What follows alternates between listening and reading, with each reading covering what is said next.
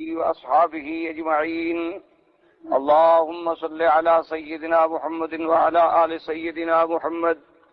كما صليت على إبراهيم وعلى آل إبراهيم في العالمين إنك حميد مجيد. قال الله تبارك وتعالى في كلامه المجيد: أعوذ بالله من الشيطان الرجيم. بسم الله الرحمن الرحيم. إن يوم الفصل كان ميقاتا يوم ينفخ في الصور فتأتون أفواجا وفتحت السماء فكانت أبوابا وسيرت الجبال فكانت سرابا إن جهنم كانت مرصادا للطاغين مآبا لابثين فيها أحقابا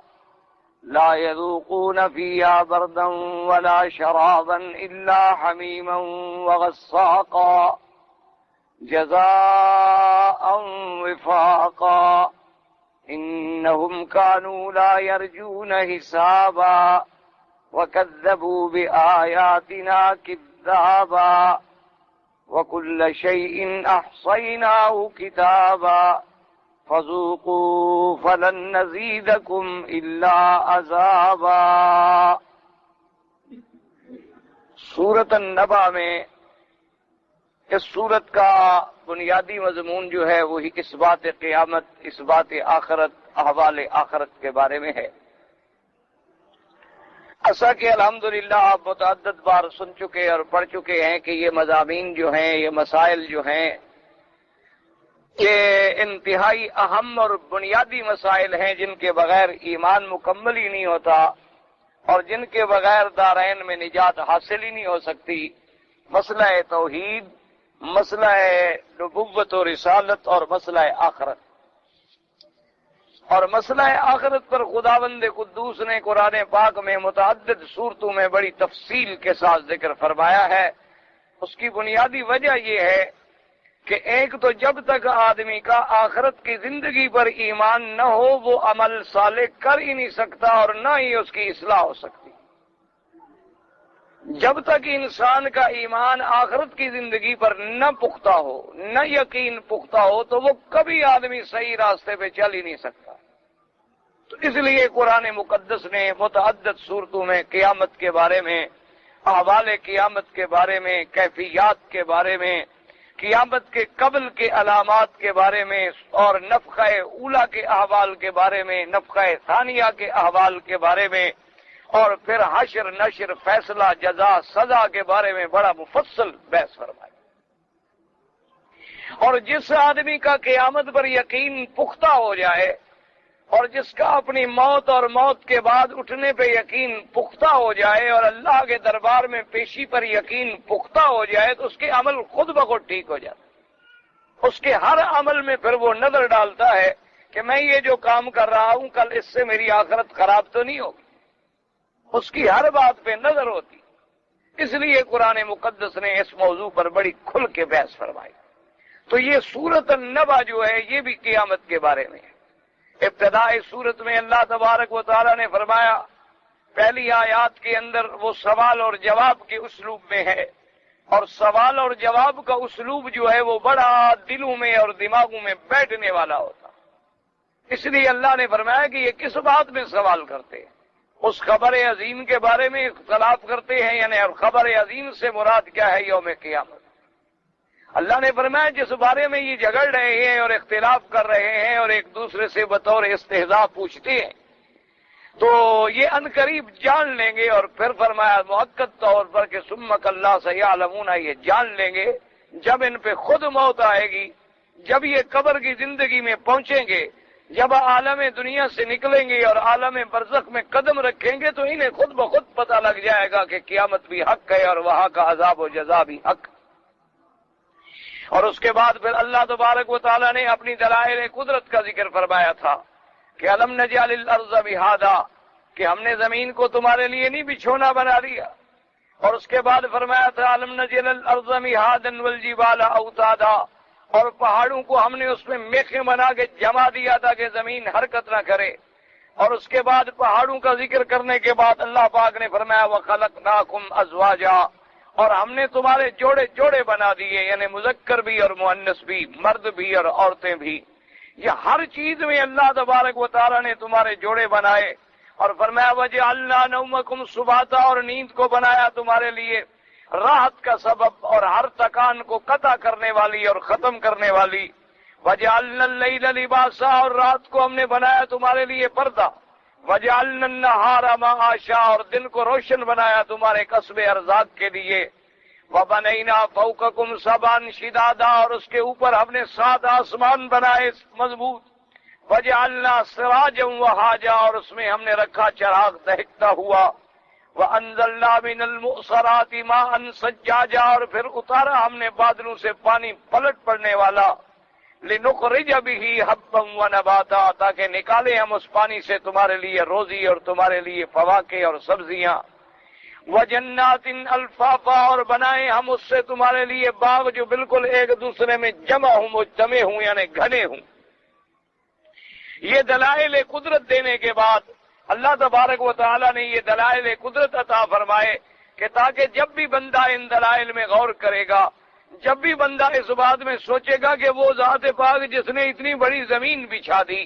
وہ پروردگار عالم جس نے پہاڑوں جیسی چیزوں کو زمین پہ جمانے کے لیے میخیں گاڑ دی،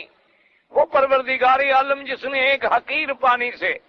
ایک گندے پانی سے اور ایک گندے مقام کے اوپر جمع کر کے اسے بڑے جوڑے جوڑے بنا دیے، کبھی لڑکا اور کبھی لڑکی پیدا کر دی۔ ہر چیز کے اللہ تبارک و تعالی نے جوڑے بنا دیے۔ اور وہ پروردگار عالم جس نے انسان کی اور حیوان کی راحت کے لیے نیند بنا دی کہ جب بھی انسان تھکا ہے، مارا ہے، ایک ایسا وقت اللہ نے مقرر کر دیا کہ وہ وقت جب آتا ہے آدمی نیند کرنے پہ خود بخود مجبور ہو جاتا۔ اللہ تبارک و تعالی نے ہمارے لیے رات کا پردہ بنا دیا،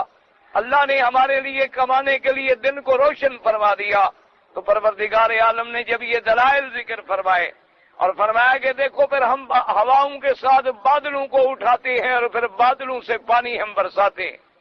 پھر اسی پانی سے زمین میں آگے تیرے لیے کھیتیاں اگاتے ہیں اور سبزیاں اگاتے ہیں اور تیرے لیے باغیچے اگاتے ہیں۔ پانی بھی وہی ہے، زمین بھی وہی ہے، قطع ارض بھی وہی ہے، لیکن اس کے اندر ثمرات مختلف ہیں، باغات مختلف ہیں، پھل مختلف ہیں، ان کی شکلیں مختلف ہیں، ان کے پتے مختلف ہیں، ان کا طعم مختلف ہے، ان کا ذائقہ مختلف ہے، ان کے منافع اور فوائد مختلف ہیں۔ تو اللہ نے فرمایا کہ جب تم ان چیزوں پر یقین کے ساتھ نظر ڈالو تو کیا پھر بھی تمہیں کوئی شبہ ہے کہ وہ خدا ہمیں دوبارہ قبروں سے اٹھانے پر بھی قادر ہے؟ اس لیے اب اس آیات مبارک میں اس دلائل کے بعد فیصلہ فرمایا ان یوم الفصل کان میقاتا، کہ تحقیق وہ فصل جیسے پہلے پڑھ چکے ہیں، اجلت لیوم الفصل وما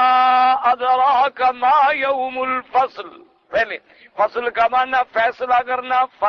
یعنی اللہ پاک اس دن حق اور باطل میں فیصلہ فرما دیں گے۔ اللہ تبارک و تعالیٰ کذب اور صدق میں فیصلہ فرما دیں گے کہ مومنین کے لیے درجات ہوں گے جنت کے اعلیٰ، اور مشرکین اور کافرین کے لیے درکات جہنم ہوں گے۔ اس لیے فرمایا کہ وہ فیصلے کا دن جو ہے وہ مقرر ہے، اس کا ایک وقت معین ہے، وہ اپنے وقت پہ آئے گا۔ ان یوم الفصل کان میقاتا یوم ينفخ فی الصور فتأتون افواجا، کہ جس دن پھونک ماری جائے گی سور میں اور تم آؤ گے جماعتیں جماعتیں بن کر۔ اب سور کے بارے میں سمجھیں، پہلے بھی الحمدللہ متعدد صورتوں میں آپ پڑھ چکے ہیں کہ اللہ تبارک و تعالیٰ نے ایک سور کہتے ہیں، یہ جیسے ایک بڑا سینگ ہوتا ہے، آپ نے دیکھا ہوگا یہ بعض لوگ بھیک مانگنے والے بھی سینگ میں اب آواز دیتے ہیں اور پھونکتے ہیں تو ایک آواز نکلتی ہے۔ یہ تو خیر دنیا کا ایک سمجھانے کے لیے مثال ہے، ورنہ وہ سور تو اتنا بڑا ہے کہ تمام اس کے اندر اتنے سوراخ ہیں کہ پوری دنیا کے عالم ارواح جتنے ارواح ہیں اتنی اس کے اندر سوراخ ہے، اتنی بڑی چیز ہے۔ اور اللہ کا ایک فرشتہ اس پہ مقرر ہے، اس کو جب اللہ تبارک و تعالی حکم دیں گے تو وہ اس سور میں پھونکیں گے، اور اس سور کی کیفیات جو ہیں علماء نے فرمایا کہ 3 قرآن پاک میں آیا ہے، 3 جگہ سور کا ذکر،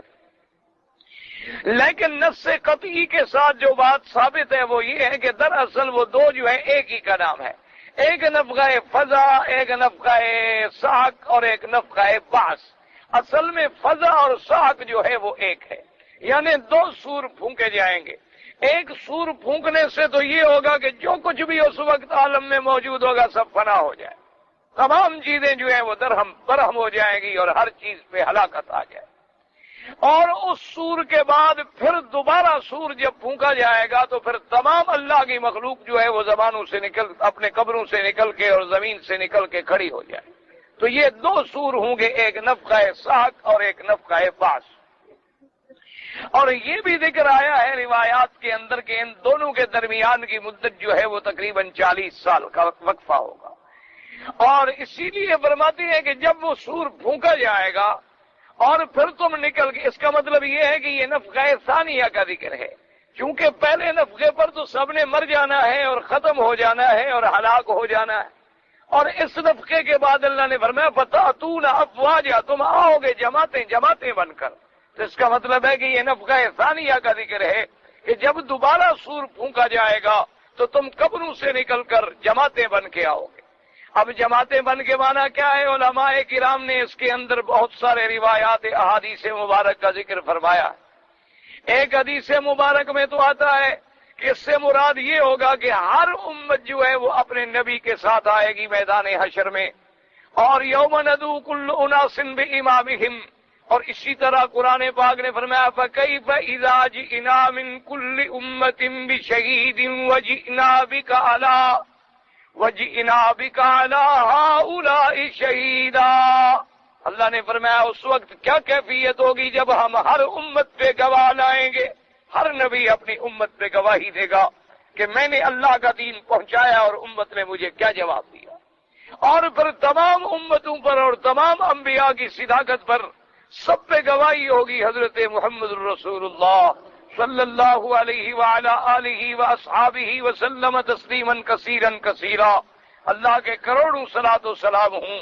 آپ سب پہ پھر گواہی دیں گے کہ یا اللہ آپ کے تمام انبیاء حق ہیں، آپ کے تمام پیغمبر سچے ہیں، انہوں نے اپنے اپنے زمانوں میں سب پیغام توحید پہنچایا ہے اور دعوت توحید پہنچائی ہے۔ تو اس لیے علماء نے فرمایا کہ وہ جماعتیں بن بن کے آنے کی بات ہے۔ اور اسی طرح پھر یہ بات بھی یاد رکھیں کہ ایک روایت مبارک میں یوں آتا ہے کہ جب قیامت کے دن جماعتیں آئیں گی تو ان کی کیفیت کیا ہوگی، یعنی ہر امت پہلے علیحدہ ہوگی۔ کیا مانا؟ نوح علیہ السلام کی امت علیحدہ ہے، ابراہیم علیہ السلام کی امت علیحدہ ہے، موسیٰ علیہ السلام کی امت علیحدہ ہے، عیسیٰ علیہ السلام کی امت علیحدہ ہے، اور حضرت محمد الرسول اللہ خاتم الانبیاء والمرسلین کی امت جو ہے علیحدہ ہے صلی اللہ علیہ وسلم۔ اور یہ امتوں کی تقسیم ہو گئی۔ پھر ایک تقسیم اور ہوگی، وہ تقسیم کیا ہوگی کہ ہر امت کے اندر پھر مومن جو ہے وہ علیحدہ ہیں اور کافر جو ہے وہ علیحدہ ہیں۔ اسی طرح پھر مومنوں کے بھی درجات ہوں گے کہ مقربین جو ہیں اعلیٰ درجے والے وہ علیحدہ ہیں، ان پر دوسرے درجے والے وہ علیحدہ ہیں، تیسرے درجے والے جو ہیں وہ علیحدہ ہیں۔ ایک تقسیم پھر آخر میں ہوگی، کیا مانا کہ اللہ تبارک و تعالیٰ دو گروہ بنا دیں گے، فریقٌ فی الجنت و فریقٌ فی السعیر۔ ایک مومنین کا گروہ ہوگا، یعنی تمام دنیا کے اپنے اپنے وقت میں ایمان لانے والے ایک طرف ہو گئے، اور تمام دنیا میں کفر کرنے والے جو ہیں وہ ایک طرف ہو گئے۔ اسی طریقے سے ایک حدیث مبارک میں آتا ہے، ایک صحابی ہے حضور پاک صلی اللہ علیہ وآلہ وسلم کے، انہوں نے روایت فرمائی ہے، انہوں نے فرمایا کہ پھر یہ بھی دیکھیں کہ فتاتون افواجا، کہ وہ جو جب جماعتیں قیامت کے میدان میں آئیں گی تو ان کی تین کیفیات ہوں گی۔ انہوں نے فرمایا ایک جماعت تو ایسی ہوگی کہ اعلیٰ لباس میں ہوں گے اور بڑی خوبصورت سواریوں پہ سوار ہو کر میدان حشر میں آئیں گے، اور فرمایا کہ ایک ایسے ہوں گے کہ لباس بھی ہوگا لیکن آئیں گے پیدل چل کر میدان حشر میں، یہ دوسری تقسیم ہوگی۔ اور فرمایا ایک گروہ ایسا ہوگا جن کو سروں کے بل گھسیٹا جائے گا اور گھسیٹ کے میدان حشر میں لایا جائے گا۔ تو ایک روایت میں یہ بھی آتا ہے کہ وہ تین کیفیات ہوں گی کہ افواج جو ہیں وہ تین حالتوں میں ہوں گی، یعنی ایک جو ہے وہ سواریوں پہ سوار ہوں گے، جیسے اللہ نے فرمایا یوم ينفخ فی الصور فتأتون افواجا، افواج جمع ہے فوج کی، کیا مانا؟ جتھے کے جتھے، جماعتوں کی جماعتیں، جھنڈ کے جھنڈ بن کے آئیں گے۔ اور ایک حدیث پاک میں آتا ہے، وہ بھی صحابی نے روایت فرمائی، ان نے کہا کہ تقریباً میدان حشر میں جب لوگ آئیں گے، ان کی کیفیات کے بارے میں ذکر آتا ہے کہ وہ 10 قسم کی کیفیات ہوں گی، یعنی 10 قسم کے انواع و اصناف ہوں گے۔ حضور پاک نے فرمایا کہ ایک صنف ایسی ہوگی کہ وہ جب میدان حشر میں آئیں گے تو کل قردۃ، وہ بندروں کی شکل میں ہوں گے۔ اور فرمایا ایک قسم ایسی ہوگی جو خنزیر کی شکل میں لائے جائیں گے۔ حضور صلی اللہ علیہ وسلم نے فرمایا کہ بعض اصناف ایسے بھی ہوں گے کہ جن کو اللہ تبارک و تعالی قیامت والے دن بھی بندروں کی شکل میں کھڑا کر دیں گے۔ اور فرمایا وہ کون لوگ ہیں؟ فرمایا وہ قطات ہیں جو چغل خور ہیں، لوگوں میں چغلیاں کھاتے رہتے ہیں، اس کے خلاف، اس کے خلاف، اس کے خلاف، ان کو اللہ تبارک و تعالی یہ سزا دیں گے۔ اور اسی طرح آیا کہ خنزیر کی شکل میں وہ آئیں گے کہ جو حرام کھانے والے ہیں، کہ رشوت ملتی ہے تو کھا رہے ہیں، سود ملتا ہے تو کھا رہے ہیں، لوگوں کو دھوکہ دے کر ان کے مال حاصل کر کے کھانے والے جو حرام پہ پلنے والے ہیں۔ کیونکہ خنزیر بھی ایک ایسا نجس العین جانور ہے کہ جو بلا بھی آتی ہے وہ بھی ہڑپ کرتا ہے، اور اس کے نزدیک بھی کسی اچھے اور برے کی کوئی تمیز نہیں ہوتی۔ اور اسی طرح حضور پاک نے فرمایا کہ ایک گروہ ایسا آئے گا کہ ان کی زبانیں سینوں پہ نکلی ہوئی ہوں گی، اور ان سے ایسی بدبودار مادہ بہ رہا ہوگا کہ وہ پورے میدان حشر والے اس بدبو سے تنگ آ جائیں گے۔ اور فرمایا یہ میری وہ لوگ ہوں گے ہر امت کے جو بڑے بڑے واعظ تھے، بڑے بڑے قصہ گو تھے، اور بڑے بڑے تقریریں کرنے والے تھے، لیکن لوگوں کو تقریر کرتے تھے اور خود عمل نہیں کرتے تھے۔ لوگوں کو دعوت دیتے تھے اعمال صالحہ کی، اور ان کے اپنے اعمال جو ہیں ان سے شیطان بھی شرماتا تھا۔ اور میں لوگوں کو تو کہتے تھے لیکن خود ان ہدایات پر، امر بالمعروف اور نہی عن المنکر پہ عمل نہیں کرتے تھے۔ ان کو اس کیفیت پہ لایا جائے گا۔ اور اسی طرح حضور پاک صلی اللہ علیہ وسلم نے فرمایا کہ کچھ لوگ ایسے ہوں گے جن کو اس عالم میں لایا جائے گا کہ ان کے بدن پر گندک کے قسم کے لباس ہوں گے، اور وہ ان کے بدن سے اور ان کے چمڑوں سے بالکل چمٹے ہوئے ہوں گے۔ اسی حالت میں فتأتون افواجن، اسی حالت میں وہ جماعتیں میدان حشر میں حاضر ہوں گی۔ حضور صلی اللہ علیہ وعلا آلہ واصحابہ وسلم تسلیما کثیرا کثیرا نے مختلف افواج کا ذکر کیا ہے کہ ان کی مختلف کیفیات ہوں گی۔ اسی طرح آتا ہے کہ پھر ایک تقسیم ایسی بھی ہوگی میدان حشر کے اندر، اللہ فرمائیں گے کہ شرابیوں کو ایک طرف کر دو،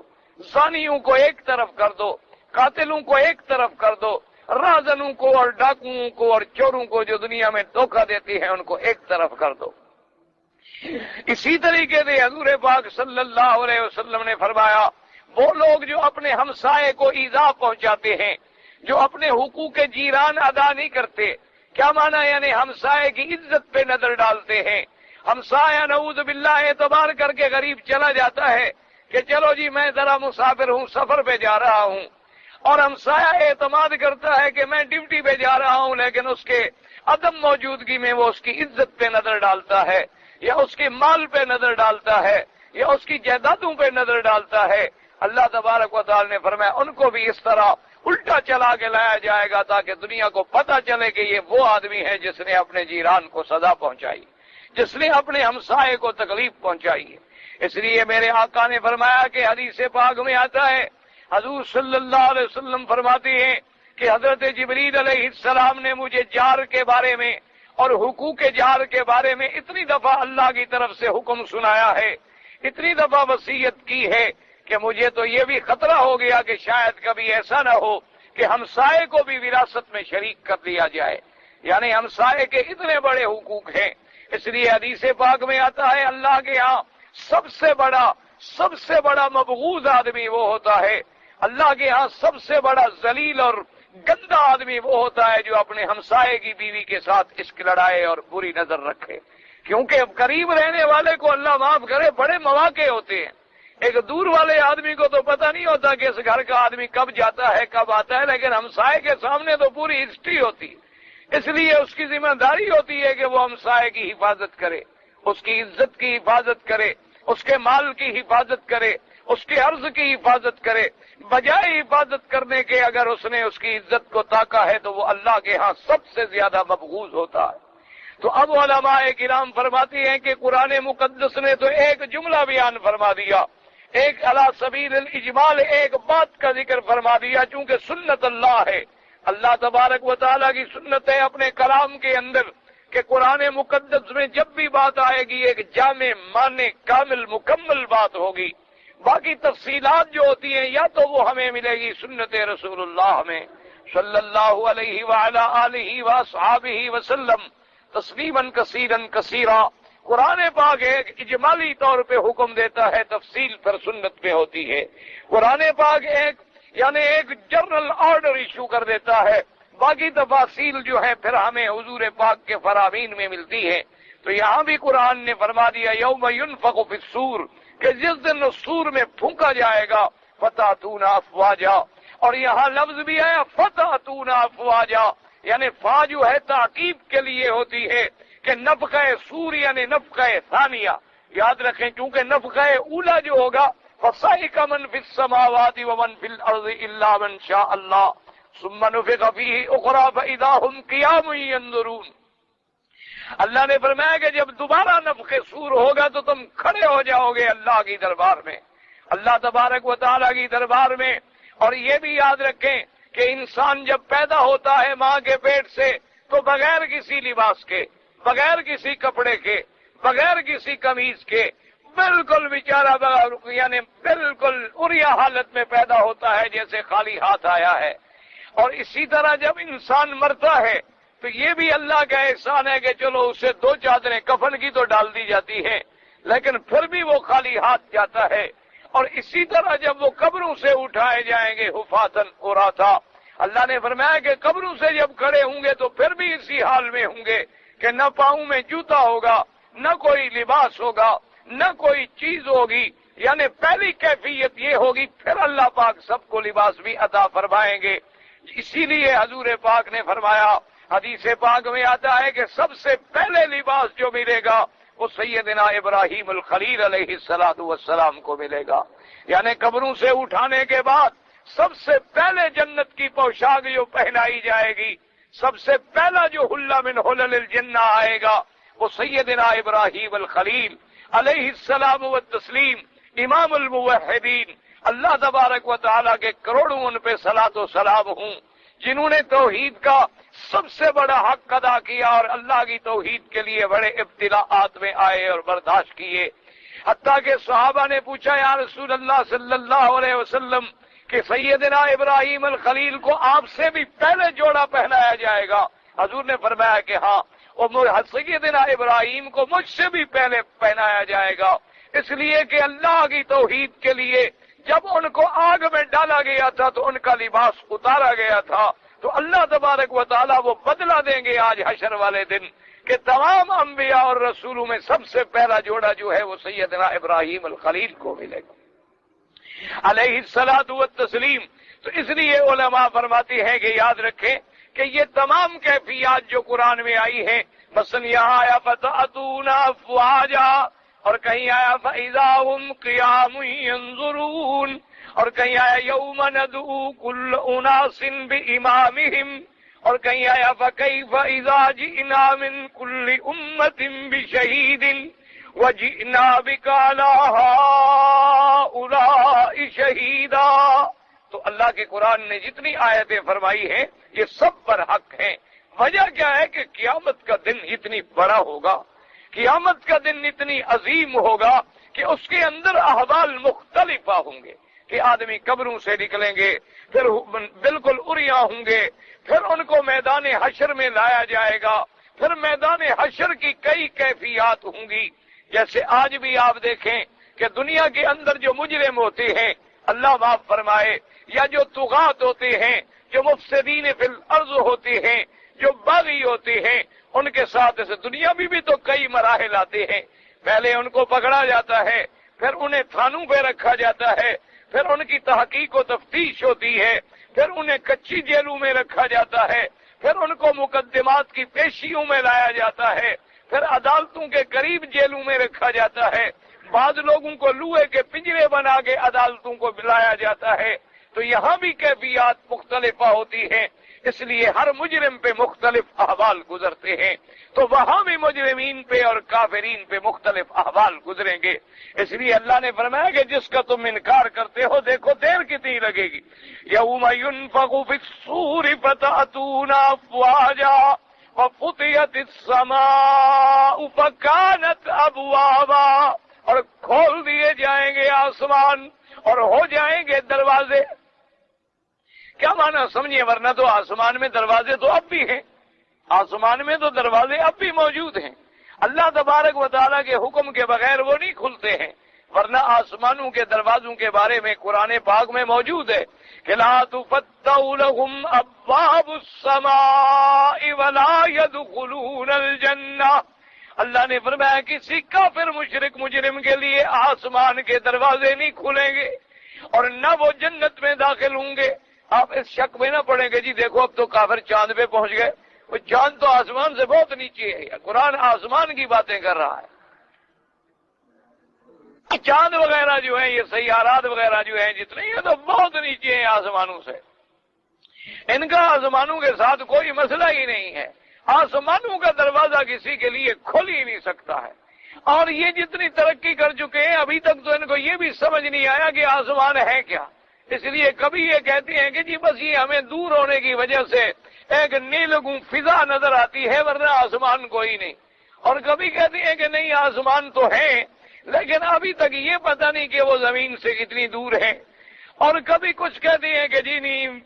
چاند اور سورج چکر لگا رہے ہیں، کبھی کہتے ہیں نہیں جی نہیں زمین چکر لگا رہی ہے، کبھی کہتے ہیں کہ نہیں جناب دونوں چیزیں چکر لگا رہی، چاند سورج کا بھی اپنا ایک مدار ہے اور زمین کا بھی اپنا ایک مدار ہے۔ تو بہرحال یہ ساری چیزیں جو ہیں ان کی تحقیق کچھ بھی نہیں ہے اللہ کے قرآن کے سامنے۔ اللہ کا فیصلہ جو ہے وہ اتنا سچا ہے، اتنا برحق ہے۔ یہ تو افسوس اور بدقسمتی کی بات ہے کہ آج مسلمان ہر جگہ اللہ کے قرآن کو چھوڑ کے ذلیل اور خوار ہو چکا ہے۔ اسی لیے جیسے کہ علامہ نے فرمایا تھا، اللہ اس کی قبر پہ رحمت کرے، اس نے کہا وہ معزز تھے زمانے میں مسلمہ ہو کر اور ہم خوار ہیں آج تارک قرآن ہو کر، کہ ہم کیوں آج ذلیل ہیں کہ ہم نے اللہ کے قرآن کو چھوڑ دیا ہے۔ ورنہ آپ اگر صحیح معنوں میں تحقیق کریں کہ آج دنیا نے جتنی جدید ترقی حاصل کی ہے یا جتنی جدید انہوں نے معلومات حاصل کیے ہیں یا جتنی جدید ٹیکنالوجی حاصل کی ہے، یہ سب مسلمانوں کی کتابوں سے چرائی ہوئی چیزیں ہیں، یہ سب مسلمانوں کے کتابوں کے نظریات ہیں، یہ سب مسلمانوں کی تحقیقات کے خلاصے ہیں۔ لیکن وجہ کیا ہے کہ مسلمان اپنے پیٹ پالنے میں لگ گیا، ہمارا ہر آدمی اپنی جائیداد بنانے پہ لگا ہوا ہے، اس کو نہ کسی مسلمان کا درد ہے نہ ملک و ملت کا کوئی غم ہے، وہ چاہتا ہے کہ بس میرا گھر بچ جائے، ساتھ والے ہمسائے اگر سارے بھی جل گئے وہ کہے گا نہیں جی نہیں میرا گھر ٹھیک ہے، یعنی اس سے یہ احساس نہیں کہ آج اگر کسی کا گھر جل سکتا ہے تو کل تیرا بھی جل سکتا ہے، آج اگر ان کے لیے بربادی آ سکتی ہے تو کل تیرے لیے بھی ہلاکت آ سکتی ہے۔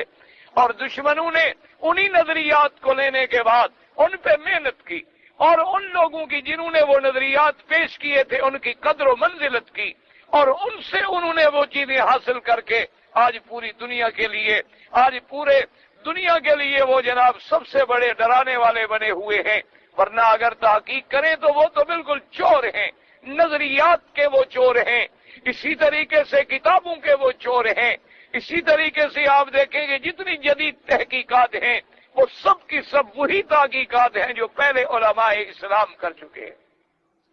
تو اس لیے آپ ان چیزوں میں اللہ نے فرمایا کہ اس دن ہم آسمانوں کو کھول دیں گے۔ کیا مانا قرآن نے ایک جگہ فَفَتَحْنَا أَبْوَابَ السَّمَاءِ بِمَاءٍ مُنْهَمِرٍ وَفَجَّرْنَا الْأَرْضَ عُيُونًا فَالْتَقَى الْمَاءُ عَلَىٰ أَمْرٍ قَدْ قُدِرَ۔ اللہ نے فرمایا کہ ہم نے آسمانوں کا دروازہ کھول دیا پانی کے لیے جب قوم نوح پہ طوفان آیا تھا، اور نیچے ہم نے زمینوں کو بھی حکم دیا کہ تم اپنے چشمے نکالو، جب دونوں پانی ملے تو اللہ کا جو فیصلہ تھا وہ ہو گیا۔ تو اس لیے اب یہاں قرآن کہتا ہے کہ اس دن آسمان کھولے جائیں گے اور ہو جائیں گے دروازے۔ کیا معنی اس کی مثال ایسی ہے کہ جیسے آپ دیکھیں نا کہ بعض گھروں کے اندر جیسے آج کل تو بڑا عام رواج ہے اور آپ لوگوں نے بھی دیکھا ہوگا کہ آج کل ڈرائنگ اور ڈائننگ جو ہے وہ کٹھے بنائے جاتے ہیں دونوں کمرے، اور درمیان میں ایک باریک بڑی خوبصورت لکڑی کا ایک بڑا لمبا دروازہ بنا دیتے ہیں تاکہ بھی مہمان جو ہیں وہ بیٹھے رہیں اور کھانا لگے، اور جب کھانا لگا تو دروازے کو یوں پکڑ کے ہٹایا تو معلوم ہوتا ہے یہاں دروازہ ہی نہیں تھا، یہاں تو کوئی چیز ہی نہیں تھی، یہ دونوں کمرے جو ہیں دراصل ایک ہیں۔ تو اس لیے اللہ پاک نے فرمایا کہ اس دن چونکہ آسمانوں کے سب دروازے کھل جائیں گے تو گویا معلوم ہوگا کچھ ہی نہیں رہا، سارے دروازے ہی ہو گئے، گویا کہ اب آسمان جو تھا وہ کھل گیا۔ اس لیے علماء کرام فرماتے ہیں کہ یہ دونوں کیفیات کا ذکر چلا آ رہا ہے، نفخہ اولا کا بھی اور نفخہ ثانیہ کا بھی۔ وَفُتِحَتِ السَّمَاءُ فَكَانَتْ أَبْوَابًا وَسُيِّرَتِ الْجِبَالُ فَكَانَتْ سَرَابًا، اور اللہ نے فرمایا ہم چلائیں گے پہاڑوں کو، اور پہاڑوں کو چلائیں گے، نظر آئیں گے تمہیں سراب۔ سراب کا معنی ابھی میں عرض کرتا ہوں، تو یہ بھی کیفیات ہیں، یاد رکھیں کہ یہ جو بڑے آہیدہ اللہ نے فرمایا کہ زمین و پہاڑ اٹھائے جائیں گے اور پھر ان کو ریزہ ریزہ کر دیا جائے۔ ایک کیفیت تو یہ ہوگی کہ پہاڑوں کو توڑ دیں گے اور ریزہ پہاڑ یعنی پتھر پتھر بن جائیں گے، جیسے آپ بڑے پتھر کو توڑیں تو کئی ٹکڑوں میں وہ بڑھ جاتا ہے۔ اور دوسری کیفیت یہ ہوگی، اللہ نے فرمایا یوم تکون الجبال کالعہن المنفوش،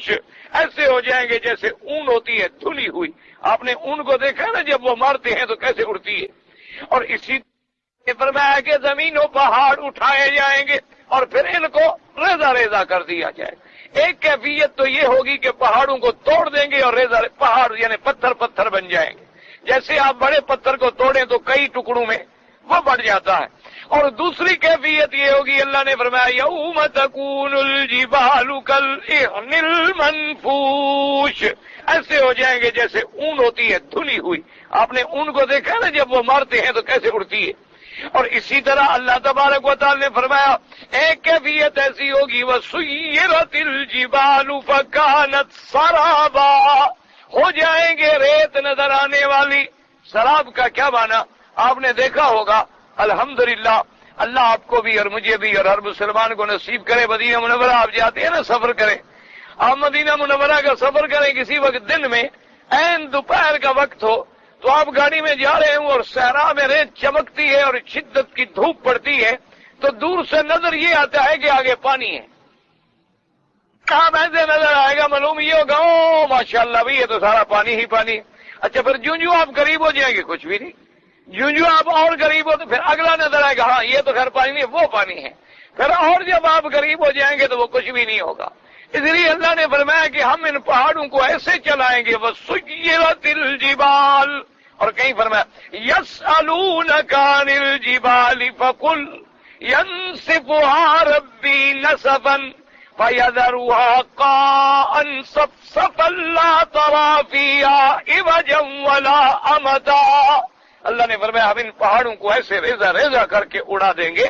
کہ یہ کچھ نظر نہیں آئے گا، جیسے دور سے تجھے ریت میں پانی نظر آتا تھا لیکن پانی نیتا یہ بھی نہیں ہوگا، کیونکہ زمینیں جو ہے کان صفصفا، اللہ نے فرمایا ہم ایک چٹیل میدان بنا دیں گے، نہ اس میں کوئی اونچ ہوگی نہ نیچ ہوگی نہ آڑ ہوگی نہ کوئی چھپنے کی جگہ ہوگی۔ جیسے آج دنیا میں کہیں درخت ہے کہیں پہاڑ ہے کہیں مکان ہے کہیں بستی ہے کہیں زمین نیچے ہے کہیں زمین اونچی ہے کہیں گڑے پڑے ہوئے ہیں، لیکن اس دن زمین کو بالکل ہموار کر دیا جائے گا کہ کوئی کسی کی آڑ کے اندر نہیں آ سکے۔ یوم ہم بارزون، اللہ نے فرمایا سب کھلے کھڑے ہوں گے، سب ظاہر کھڑے ہوئے ہوں گے چٹیل میدان میں۔ اور ایک بات یہ بھی یاد رکھیں کہ بعض لوگوں نے یہ مشہور کر رکھا ہے کہ میدان حشر جو ہے وہ عرفات ہوگا، یہ ہمارے لوگ بڑی بڑی باتیں مشہور کرتے ہیں خود، اور ایک ایسی ہماری بدقسمتی ہے کہ جو جھوٹی بات جو ہے وہ اتنی عام ہو جاتی ہے اتنی پھیل جاتی ہے کہ پھر لوگ اسی کو سچ سمجھنے لگ جاتے ہیں۔ اس لیے ایک محاورہ ہے کہ جھوٹ کو سچ بولنا ہو تو بعض لوگوں نے کہا ہے کہ اتنا جھوٹ بولو کہ تمہیں بھی گمان ہونے لگے کہ یہ سچ ہے، یعنی جھوٹ بولتے بولتے آدمی کو بھی شک پڑ جائے کہ یار شاید میں سچی بات کہہ رہا ہوں، روز جو کہہ رہا ہوں ہر وقت جو کہہ رہا ہوں۔ تو اس لیے بعض چیزیں ہمارے یہاں بڑی عجیب و غریب مشہور ہو جاتی ہیں، اور بڑے بڑے روایات جو ہیں وہ مشہور ہو جاتے ہیں کہ جی میدان حشر جو ہے وہ عرفات ہوگا۔ اسی طریقے سے جیسے کئی لوگ آ جاتے ہیں کہ جی یہ ہجرت کا راستہ جو ہے جب حضور پاک نے ہجرت فرمائی اور آپ نے جب جبل ثور میں آپ نے جس غار میں قیام فرمایا، کئی اچھے خاصے سمجھدار لوگ آگے پوچھتے ہیں، کہتے ہیں جی وہاں ایک پتھر ہے ایسے انسان کی شکل میں نظر آتا ہے، ہم نے سنا ہے کہ وہاں ایک کافر تھا وہ تاک لگا کے بیٹھا ہوا تھا اور حضور صلی اللہ علیہ وسلم کو نقصان پہنچانے کے لیے، تو جب حضور وہاں سے گزرے تو وہ پتھر بن گیا۔ یہ کوئی حقیقت کی بات نہیں ہے، کیونکہ اگر تاک لگا کے بیٹھنے کا مطلب یہ کہ کافروں کو پہلے پتا تھا کہ حضور نے وہاں جانا ہے، حالانکہ حضور صلی اللہ علیہ وسلم وہاں تشریف لے گئے اور کافر آپ کے پاؤں کے نشان ڈھونڈتے ڈھونڈتے وہاں پہنچے ہیں۔ ان کو پہلے سے کوئی علم نہیں تھا کہ وہ تاک لگا کے بیٹھتے، نہ ہی ان کو پہلے سے کوئی علم تھا کہ آج رات ہی حضور پاک صلی اللہ علیہ وسلم تشریف لے جائیں گے۔ تو یہ باتیں جو ہیں بس لوگوں میں مشہور ہو جاتی ہیں۔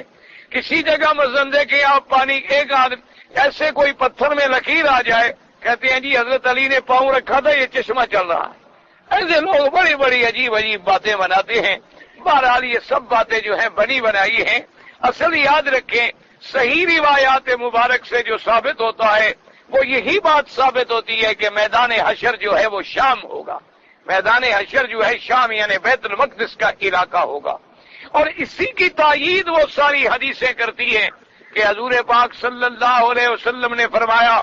کہ قیامت کے آنے سے پہلے یاجوج ماجوج بھی آئیں گے، دجال بھی آئے گا اور عیسیٰ علیہ السلام بھی نازل ہوں گے، لیکن یاد رکھیں دجال پہلے آئے گا، یاجوج ماجوج بعد میں نکلیں گے۔ یہ بات یاد رکھیں دجال جو ہے وہ پہلے ظاہر ہوگا، اور یہ بھی حدیث پاک میں آیا ہے کہ ما بین الشام والعراق، اسی طرف سے دجال جو ہے وہ نکلے گا، اور حضور پاک صلی اللہ علیہ وسلم نے فرمایا کہ دجال جو ہے اعور، اس کی آنکھ جو ہے وہ کانی ہوگی اور ایسی ہوگی کہ انہا انبت طافیہ، جیسے انگور باہر نکلا ہوا ہو اپڑا ہوا ہو ایسی اس کی آنکھ ہوگی، اور اس کی پیشانی پہ بھی لکھا ہوگا کاف فا را یعنی کافر۔ لیکن اس دجال کا عالم یہ ہوگا، حضور صلی اللہ علیہ وسلم نے فرمایا ایک طویل حدیث مبارک میں ہے، آپ نے فرمایا کہ اس کا عالم یہ ہوگا کہ وہ زمینوں کو حکم کرے گا کہ یا ایتھا الارض، اے زمین اخرجی من کنائزک، تمہارے اندر جو دفائن ہے وہ نکالو، تو زمین اپنا سونا اور چاندی اس کے آرڈر پہ نکل دے گی، اگل دے گی باہر۔ اسی طرح حضور پاک صلی اللہ علیہ وسلم نے فرمایا کہ وہ جب آپ زمینوں میں حکم کرے گا تو چشمے جاری ہو جائیں گے، اور اسی طرح آپ نے فرمایا کہ جو اس کے ماننے والے ہوں گے ان کے مال اور بکریاں ایسی تر و تازہ ہوں گی، دودھ سے بھری ہوئی ہوں گی، اور جو اس کے نہ مانیں گے انکار کریں گے ان کے مال مویشی سب مر جائیں گے، اور اسی طرح اس کے ساتھ جنت بھی ہوگی اور جہنم بھی ہوگی، اور اسی طرح وہ کہے گا کہ دیکھو میں مار بھی سکتا ہوں اور جلا بھی سکتا ہوں۔ ایک آدمی کو مار دے گا دنیا کے سامنے وہ مر جائے گا، پھر اس کو کہے گا کہ کھڑے ہو جاؤ تو وہ زندہ ہو جائے گا۔ اس لیے آپ نے فرمایا دجال کا بہت بڑا فتنہ ہے، اسی لیے یاد رکھیں علماء نے فرمایا کہ تم بھی اگر آج کسی آدمی کو دیکھو کہ وہ پانی کے اوپر چلتا ہے، وہ انگاروں کے اوپر چلتا ہے، وہ فضاؤں میں اڑتا ہے لیکن داڑھی منڈا ہے، نماز نہیں پڑھتا، تو سمجھو دجال کی کوئی اولاد ہے، کیونکہ اس کا تعلق اللہ کے ولیوں سے نہیں ہو سکتا۔ اللہ کے اولیاء وہ ہوتے ہیں جو متبع ہوتے ہیں سنت محمد مصطفیٰ۔ اللہ کے ولیوں کی نشانی کیا ہے کہ ان کی شکل بھی حضور کے مطابق ہوگی، ان کا عمل بھی حضور کے مطابق ہوگا، ان کا قول بھی حضور کے مطابق ہوگا، ان کے اقوال و افعال بھی حضور کے مطابق ہوں گے، ورنہ ایسے شعبدے دکھانے والے جیسے یہ کالا علم کرنے والے، یہ جادو کرنے والے، اسی طریقے سے بعض علم جفر اور علم نجوم اور علم الاعداد کے جاننے والے لوگوں کو دہشتناک کر دیتے ہیں خبر بتا کر، اور لوگ سمجھتے ہیں کہ یہ تو بہت بڑا پہنچا ہوا بزرگ ہے، نہ نماز ہے نہ روزہ ہے، کہ پہنچا ہوا ہے۔ تو ایسے لوگ جو ہیں دجال من الدجاجلہ، یہ دجال ہو سکتے ہیں۔ ایسی قوتیں شیطان کے پاس بھی ہیں کہ پانی پہ تخت ڈال کے بیٹھا ہے، ایسی قوتیں شیطان کے پاس بھی ہیں کہ 1 منٹ میں جس ملک میں چاہے پہنچ جاتا ہے، ایسی قوتیں شیطان کے پاس بھی ہیں کہ انسان کی رگوں میں جیسے خون دوڑتا ہے ایسے گردش کر لیتا ہے، ایسی حرکتیں اور طاقتیں شیطان کے پاس بھی ہیں کہ جنت سے باہر لے کر آدم کے دل میں وسوسہ ڈال دیا۔ آدم علیہ السلام جنت میں ہے اور شیطان باہر ہے، لیکن ان کے دل میں وسوسہ ڈال دیا اور قسمیں کھا کے یقین بھی دلا دیا کہ مجھے اللہ کی قسم ہے کہ آپ نے اگر یہ ایک دفعہ درخت چکھ لیا نا پھر ہمیشہ جنت میں رہے اور آپ کا اتنا بڑا مرتبہ اونچا ہو جائے گا. اب آدم علیہ السلام اللہ کے نبی، ان کو تو یہ خیال ہی نہیں ہو سکتا کہ کوئی شیطان کیوں نہ ہو، کوئی مردود کیوں نہ ہو، لیکن خدا کی جھوٹی قسم کون کھا سکتا ہے؟ ان کو تو یہ تصور بھی نہیں آ سکتا تھا کہ کوئی آدمی چاہے بڑا برا ہو، بڑا ذلیل ہو، چور ہو، شیطان ہو، مردود ہو، لیکن جب وہ کہتا ہے مجھے اللہ کی قسم ہے تو کوئی آدمی، اور جب اپنا آدمی کا دل صاف ہو تو اس لیے بہرحال حضور صلی اللہ علیہ وسلم نے فرمایا کہ جب دجال کا پورا جوبن ہوگا فتنے کا اور دجال پوری دنیا پہ گھوم جائے گا، یاد رکھیں صرف 2 شہر ہیں جن کو اللہ محفوظ رکھے گا، مکہ اور مدینہ. ان میں دجال کا فتنہ بھی داخل نہیں ہوگا. حضور فرماتے ہیں الا انقابھا الملائکہ. صحابہ کہتے ہیں ہم تو اتنی ڈر گئے جب حضور نے دجال کی باتیں سنائی تو ہم نے تو یہ سمجھا کہ شاید یہ باغ کے جھنڈ میں چھپا ہوا ابھی نکل آئے گا. ہم اتنی ڈر گئے. حضور نے جب دیکھا کہ ہم گھبرا گئے ہیں، آپ نے فرمایا تم کیوں ڈرتے ہو؟ اگر آج دجال نکل آئے انا حجیجہ، میں اس کا مقابلہ کروں گا، اور اگر دجال بعد میں آئے تو ہر ایمان والا اس کا مقابلہ کرے گا. اور میری امت کا آج آپ نے فرمایا کہ کیوں فکر کرتے ہو؟ جن کو اللہ نے ثابت قدم رکھنا ہے وہ دجال کے فتنے کا شکار بھی نہیں ہوں گے. تو اللہ تبارک و تعالی سرزمین حرمین کو محفوظ رکھیں گے، حتیٰ کہ فرمایا الا انقابھا الملائکہ، اللہ کے فرشتے پہرا دے رہے ہوں گے کہ وہ اس کے اندر داخل نہ ہو سکے. اسی طرح حضور نے فرمایا کہ پھر ینزل عیسیٰ ابن مریم، اب عیسیٰ ابن مریم نازل ہوں گے. 2 فرشتوں کے کندھے پہ ہاتھ رکھا ہوا ہوگا اور فرمایا کہ جب گردن ایسے جھکائیں گے تو پانی کے قطرے بالوں سے ٹپکیں گے، اور جب گردن ایسے اٹھائیں گے تو پانی کے قطرے جیسے موتی چمکتے ہیں ان کے بالوں پہ چمکتے ہوئے نظر آئیں گے. فرمایا معلوم ایسے ہوگا کہ ابھی جنت سے غسل کر کے آ رہے ہیں، ابھی جنت سے غسل فرما کے اتریں گے. اور آپ نے فرمایا کہ جب وہ اتریں گے وہ بھی کہاں اتریں گے؟ علی منارت شرقیہ بیضاء دمشق. تو لہذا ان کا نزول بھی اسی علاقوں میں ہوگا، حضرت عیسیٰ علیہ السلام بھی. اور یہ بھی یاد رکھیں کہ دجال جب ظاہر ہوگا تو صرف 40 دن رہے گا، 40 دن رہے گا، اس سے زیادہ نہیں رہے گا.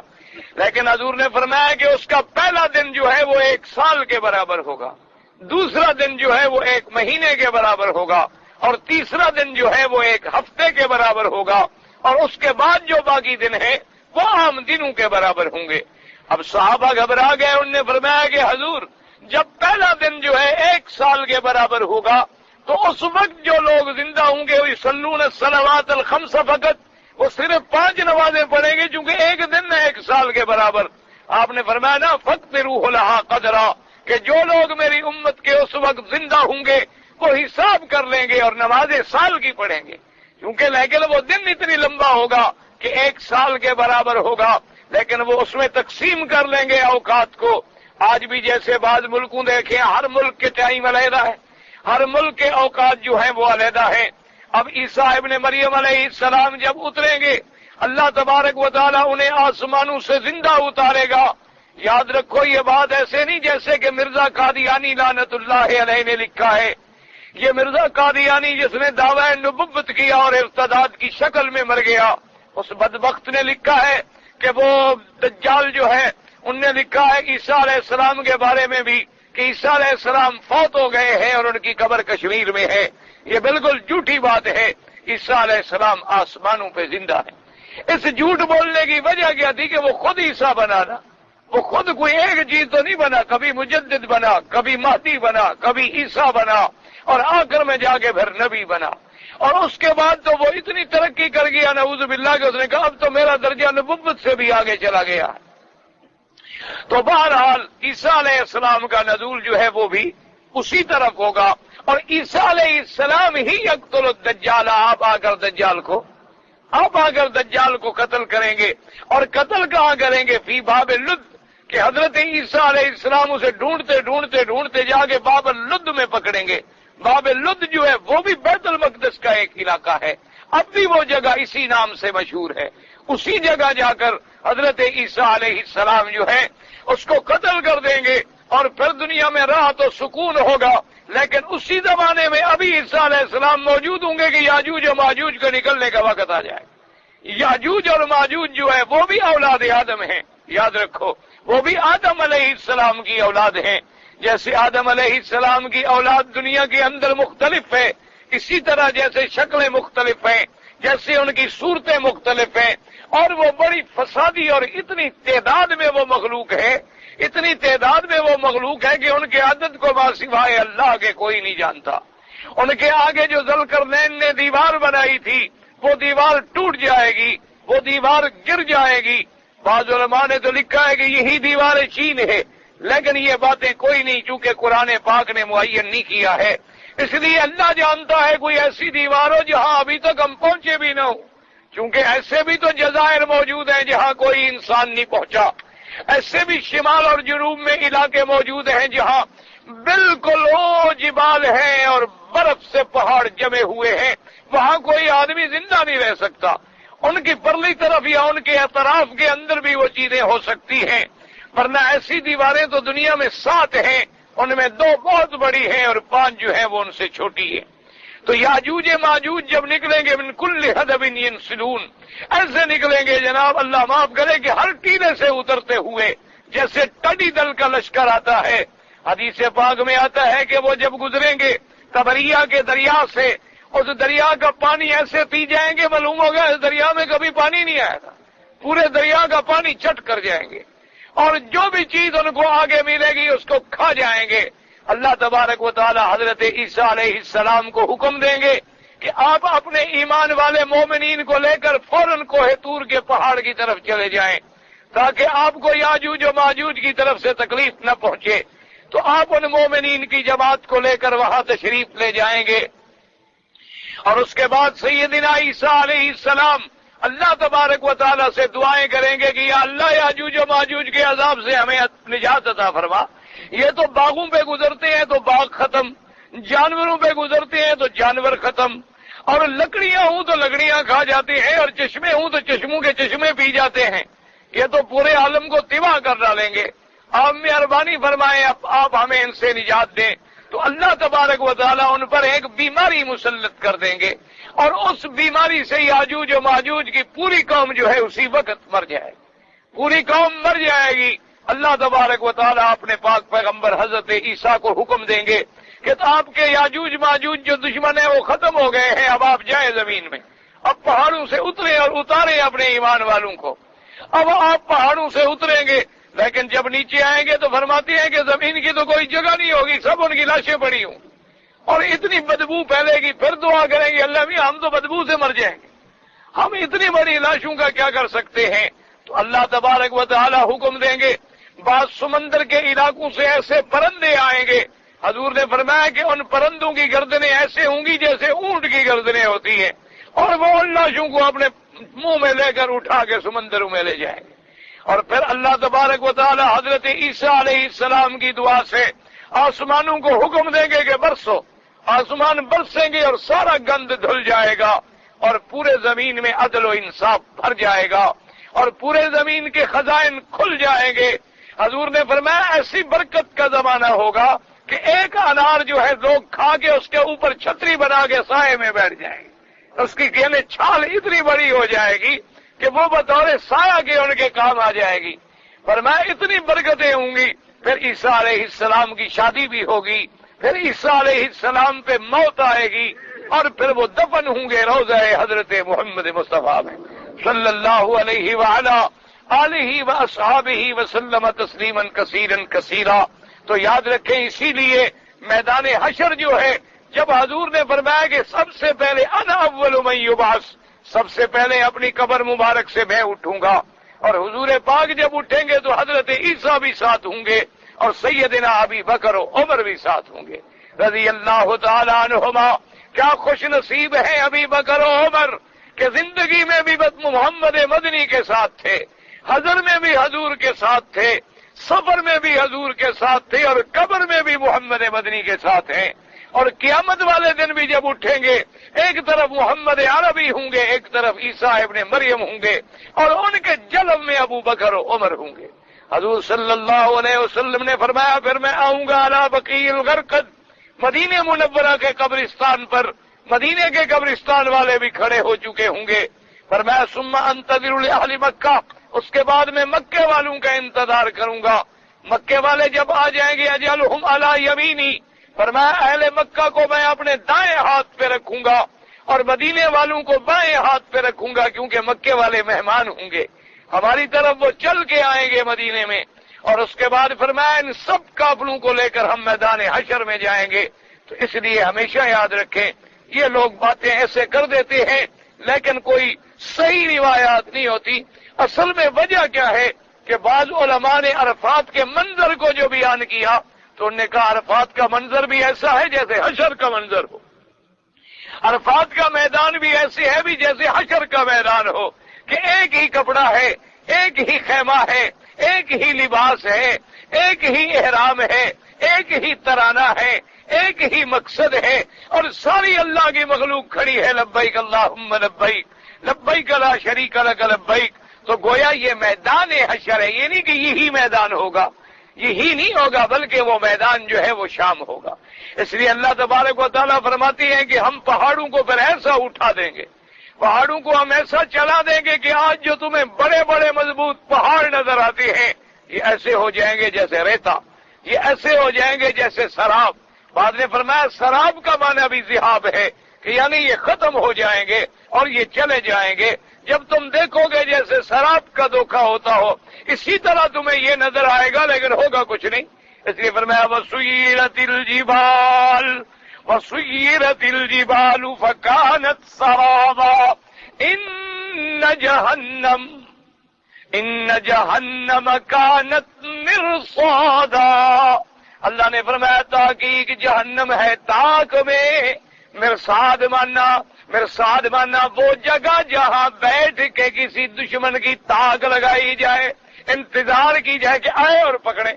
اس لیے فرمایا اب اس کا مطلب یہ ہے کہ اللہ نے جو جہنم پر فرشتے مقرر کیے ہیں عذاب دینے کے لیے وہ اسی انتظار میں ہیں، اسی تاک میں کھڑے ہیں کہ کافر آئیں اور ان کو جہنم میں ہم دھکیلیں۔ اور بعد نے کہا وہ جہنم بھی، کیونکہ اللہ قادر ہے کہ جہنم کی آگ کو سمجھنے کی قوت دے دیں، بولنے کی قوت دے دیں، پہچاننے کی قوت دے دیں۔ جو خدا ایک چمڑے کو بلوانے پہ قادر ہے، جو خدا بند قدوس ایک چیونٹی کو زبان دینے پہ قادر ہے، جو خدا بند قدوس پرندوں کو زبان دینے پہ قادر ہے، وہ خدا بند قدوس چاہے تو آگ کو بھی زبان دے سکتے ہیں۔ اس لیے فرمایا، اور بعد میں فرمایا کہ ان جہنم کانت مرصادا۔ کیا مانا؟ انہوں نے فرمایا کہ جہنم سے پہلے جو ہے پلسرات ہے، اور پلسرات پر چوکیاں ہوں گی، اللہ کے فرشتے بیٹھے ہوں گے۔ مومن جن کو جنت کے پروانے ملیں گے وہ تو اپنا کارڈ دکھا کے گزر جائیں گے اللہ کی رحمت سے، اور جن کو اللہ تبارک و تعالیٰ وہ کارڈ نہیں دیں گے اور کافر ہوں گے اور مشرک ہوں گے، جن کی موت علی الکفر آئی ہوگی، ان کو کوئی کارڈ وارڈ نہیں ملے گا، اور ان کے لیے پھر وہ فرشتے عذاب جو ہے ان کو وہیں سے گھسیٹیں گے اور جہنم میں ڈال دیں گے۔ اس لیے کہ پل صراط کا گزرنا جو ہے وہ بھی اتنا مشکل ہے کہ ماں سوائے اللہ کی رحمت کے آسان نہیں ہو سکتا، جس پہ اللہ تبارک و تعالیٰ رحمت فرما دیں گے۔ ایسا بھی احادیث میں آتا ہے کہ بعض ایمان والے تو ایسے گزریں گے جیسے بجلی چمک کے گزر جاتی ہے، اور بعض ایسے گزریں گے جیسے ہوا گزرتی ہے، اور بعض ایسے گزریں گے جیسے تیز سواری گزرتی ہے، اور بعض ایسے گزریں گے کہ آہستہ آہستہ گزر جائیں گے، اور بعض ایسے ہوں گے کہ گھسٹتے اللہ کی رحمت سے نکل جائیں گے۔ درجات ہوں گے مومنین کے، اور بعض ایسے ہوں گے اللہ پاک، اور لیکن کافر جو ہے اس کے لیے اندھیرا چھا جائے گا، اس کے لیے کوئی راستہ نہیں ہوگا کہ وہ عبور کر سکے۔ اس لیے فرمایا ان جہنم کانت مرصادا۔ اور اسی سے یہ مسئلہ بھی ثابت ہو گیا عقیدہ اہل سنت والجماعت، الحمدللہ ثم الحمدللہ، کیونکہ عقیدہ اہل سنت والجماعت یہ ہے کہ جنت بھی پیدا ہو چکی ہے اور جہنم بھی پیدا ہو چکی ہے، جنت بھی موجود ہے اور جہنم بھی موجود ہے، کیونکہ قرآن پاک نے فرمایا اعدت للکافرین کہ جہنم کو ہم نے تیار کر دیا ہے۔ تو اس لیے باقی یہ کافروں کا یہ کہنا یا انگریزوں کا یہ کہنا جی کہ وہ جنت جہنم کہاں ہے، ہم نے بڑی دنیا ڈھونڈ نکالی ہے، زمین کے گرد ہم نے چکر لگا لیے ہیں، چاند میں ہم پہنچ گئے ہیں لیکن ہمیں تو کہیں جنت جہنم نہیں نظر آئی، تو یہ ان کا جہالت ہے، یہ ان کی عصبیت اور تعصب ہے۔ ورنہ تو ایسے اللہ کے زمین کے ایسے اب آپ دیکھ لیں، مثلا سورج ہے، سورج کا کرہ جو ہے 12,000 میل زمین سے بڑا ہے۔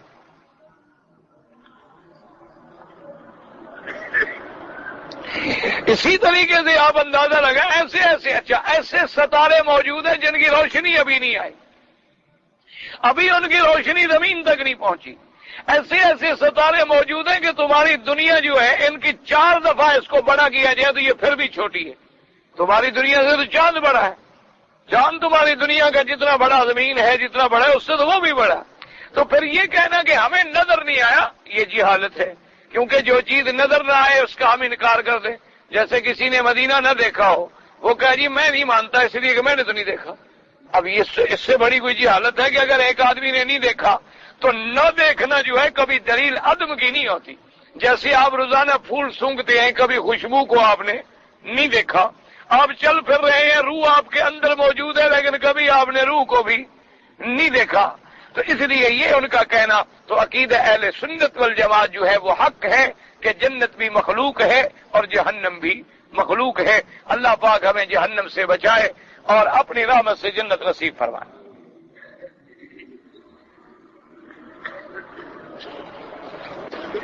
مسجد کے 2 نفل جو ہیں تحیہ مسجد، یہ سنت مؤکدہ ہے یا غیر مؤکدہ ہے؟ اب دیکھو لکھنے والے کیسے میرے بھائی عجیب ہیں۔ وہ جیسے کہ ریڈیو میں سن رہا تھا، جیسے وہ کوئی کہہ رہے تھے کہ آج یوم پاکستان کا دن ہے، آج یوم پاکستان کا۔ میں نے کہا اتنے بڑے جاہل لوگوں کو ریڈیو پہ بٹھایا جاتا ہے۔ بھئی یوم کہہ رہے ہو تو آگے دن نہ کہو، دن کہہ رہے ہو تو یوم نہ کہو، یا کہو یوم پاکستان ہے یا پاکستان کی آزادی کا دن ہے۔ دن کا معنی بھی یوم اور یوم کا معنی بھی، لیکن آگے بیچارے ہوتے ہیں مٹر دے کر پڑے ہوئے، کیونکہ امتحان تو پاس کیا انہوں نے ریفلوں کے زور پر، کوئی کتابیں تو نہیں پڑھی، اس لیے ان غریبوں کو کیا پتا کہ یوم کیا بلا ہے۔ وہ تو اتنی عربی سمجھتے ہیں نا، کسی نے کہا حاجی مویا، اس نے کہا بڑا افسوس ہے، انا للہ۔ اچھا حاجی مر گیا، اس نے سمجھا وہ پانی بیچتے تھے نا پہلے زمانے میں، حاجی مویا ابھی پانی لوگے پانی لوگے، وہ بیچارے ٹین اٹھا کے بیچا کرتے تھے۔ تو کسی نے سنا تو نے کہا اچھا حاجی مویا، پھر اس نے کہا حاجی، انا للہ، بھائی حاجی تو بھر رہے ہیں سارے بیچارے، حالانکہ وہ پانی بیچ رہے ہیں، وہ حاجیوں کو مار رہے ہیں۔ اس لیے اللہ تبارک و تعالی رحمت کرے۔ تو بہرحال بھئی تم خود لکھ رہے ہو نفل، جب نفل لکھ رہے ہو تو وہ سنت کیسے مؤکدہ غیر مؤکدہ بن گئی؟ کوئی عقل کی بات سوچو۔ بھئی تم نے خود تو لکھ دی ہے 2 رکعت نفل، جب نفل ہو گئی تو پھر سنت مؤکدہ غیر مؤکدہ کیسے بن گئی؟ بات ہی ختم ہو گئی کہ تحیۃ المسجد جو ہے نفل ہے اور سنت ہے، تو لازمی بات ہے کہ سنت غیر مؤکدہ ہے۔ باقی اللہ تبارک و تعالیٰ آپ کو بھی مجھے بھی پڑھنے کی توفیق دے۔ پہلے نفل بھی خود لکھ دیا ہے، جب اتنا لکھ دیا ہے تو اگلی بات پوچھنے کی تمہیں ضرورت ہی نہیں۔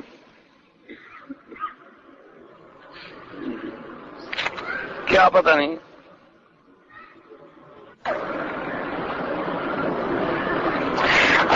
عورت نماز میں سینے پر ہاتھ باندھتی ہے اور اس کے بعد جناب کہتا ہے بعد نماز میں اماموں کے پیچھے پڑھتا ہوں اور رکوع سجود میں زیادہ دیر لگا دیتے ہیں، یہاں کے امام تو زیادہ دیر نہیں لگاتے، یہ تو بالکل سنت کے مطابق پڑھاتے ہیں۔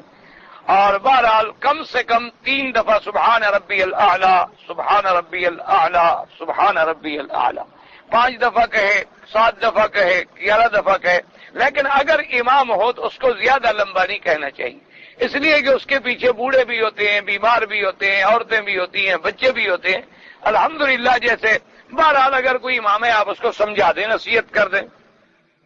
کہ یہ غلط ہے کہ 7 بار سے زیادہ نہیں پڑھنا چاہیے، جتنا زیادہ پڑھو پڑھو۔ ان باتوں ان اماموں کو تم سمجھاؤ، مجھے کیا پتا ہے تمہیں کون سا ایسا امام ٹکر گیا جس تمہارے لیے نماز بڑی مشکل ہو گئی، تو اس کو آپ منت کرو، اس کو کہو بھی میرے لیے نماز بڑی مشکل ہے یار، تھوڑا سجدہ جلدی کیا کرو۔ اور کہتے ہیں جی آپ نے فرمایا کہ مسلمانوں کی امت، میں نے نہیں فرمایا، قیامت میں گواہی دی، میں نے نہیں فرمایا، قرآن نے فرمایا کذالک جعلناکم امۃ وسطا لتکونوا شہداء علی الناس، کہ قیامت میں تم بھی اللہ پاک تمہیں گواہ بنائیں گے اور دوسری امتوں پر گواہی دو. تمہاری گواہی ایسی ہوگی کہ ہم نے اپنے پاک پیغمبر سے سنا ہے, ہم نے قرآن میں پڑھا ہے, حضور کا فرمان ہے, ہمارا نبی سچ بولتا ہے, تو آپ اپنے پیغمبر کا سن کے ان پر گواہی دیں گے.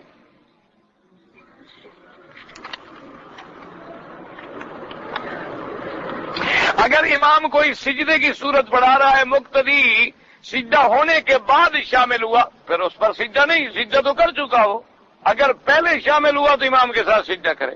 اگر امام سجدہ کر چکا ہے, آپ بعد میں شامل ہوئے, اب آپ نے سجدہ تھوڑا کرنا ہے.